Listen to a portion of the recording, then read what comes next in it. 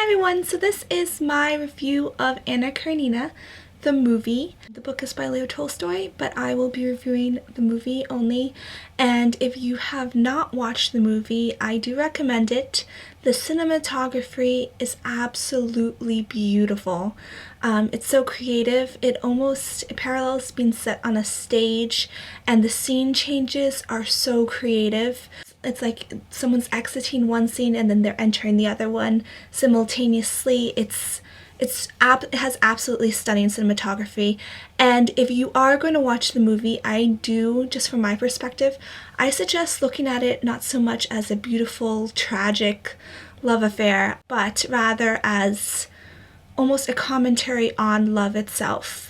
So when I was watching it, I didn't really find the love story between Anna and Vronsky to be that appealing. I know that a lot of people romanticize it, but I found that through the interplay of showing all the different characters, you really got to see almost a commentary on love itself.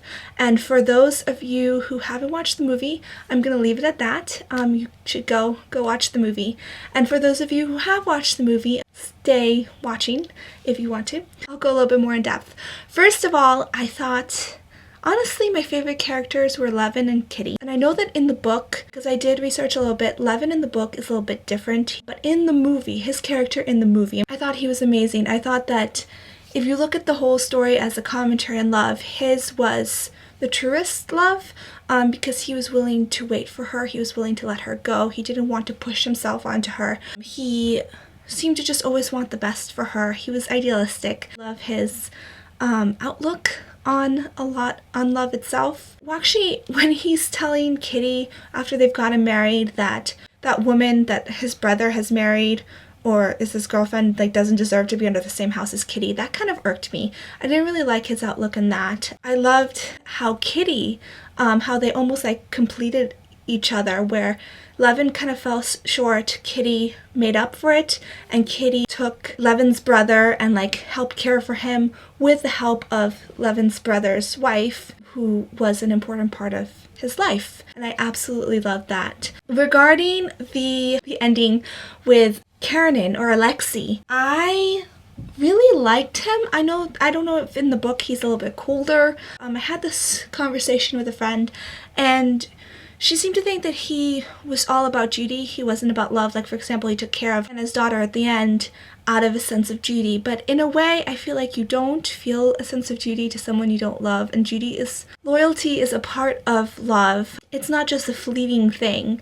And I feel like he made a decision to love Anna in spite of everything. The scene where Anna's holding Vronsky's and Alexei's hands over the bed, that was kind of weird. I don't know, as idealistic as I am, that kind of it seemed kind of contrived, and I guess that is not in the book either, I've been told. But I did think that even without that scene, Anna's husband, he showed a great sense of dignity and love towards her that Vronsky didn't really show. He wanted what was best for her, even if it hurt him. It was not until after he had given her chances. He gave her the chance to stay with him, and she chose to leave. And you have to remember the times that they were in, but even not thinking of the times, I mean, how many guys would be willing to give their wife a second chance? I thought that showed a great deal of love and support from him. And when she pushed his hand too far, I guess he had to let her go. Vronsky, on the other hand, he irks me. He shows, I think, the kind of love from Tristan and Isolde. He was infatuated with her. I know that I looked on Tumblr after I watched the movie because I wanted to post something, and then all of the things on Tumblr were of how romantic the Vronsky-Anna love affair was, and that irked me. I have to tell you the truth. Well, I don't know, he might have felt like he valued her, but he wanted her in a possessive sort of way that disregarded her interests. His kind of passionate love was not something that would endure the ages. It was something that would be strong and intense for a very short or even a more or less prolonged period of time, but it didn't seem to be something that would last, that you could really develop strong foundations on. It shows you how it could seem like something so true and something so beautiful, but it's almost like a fool's gold that doesn't really stand the test of time. He went into society, he disregarded the fact that she couldn't go with him. While passion displayed by Anna and Vronsky wasn't necessarily bad in itself, more is needed in a relationship.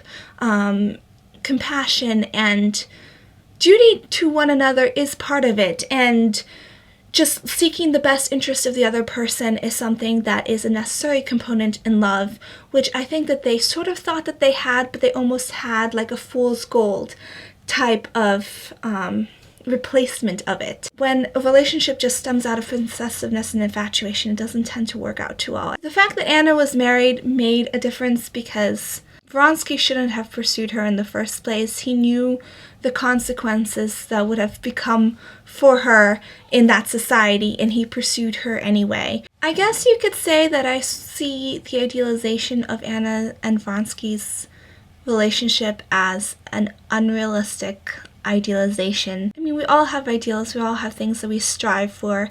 An ideal in itself, it's something that we strive for. So the thing is to choose what we strive for. And I feel like, for example, Levin's perspective was a realistic idealization because the things that he, like truth and sincerity and compassion in a relationship, I feel like those are realistic idealizations because while they're difficult to obtain, they are what will bring true happiness. If you idealize something that, like infatuation, without the presence of other foundations of the relationship, then that is an idealization in itself, but it's unrealistic in that it's not actually going to bring you happiness in the long run. I guess we all have our ideals. Ideal is something that we strive for, but we have to pick what our ideal is and see if our ideals are the ones that will really bring us true happiness and true joy and peace at heart. Love is patient, love is kind. I think that true love truly is those things. If we try to go towards a counterfeit, we're going to end up disappointed with our hearts broken, and none of us want to end up like Anna did. The story almost acts as a warning, I feel like. So, yeah. And I want to know what you guys think. What did you like about the movie? What didn't you like about the movie? That was my take on the movie, which I really, really enjoyed. And it is, I think, one of my favorite movies. And now I want to read the book. But yeah, let me know what you think, and I hope you're all having a wonderful day. Bye!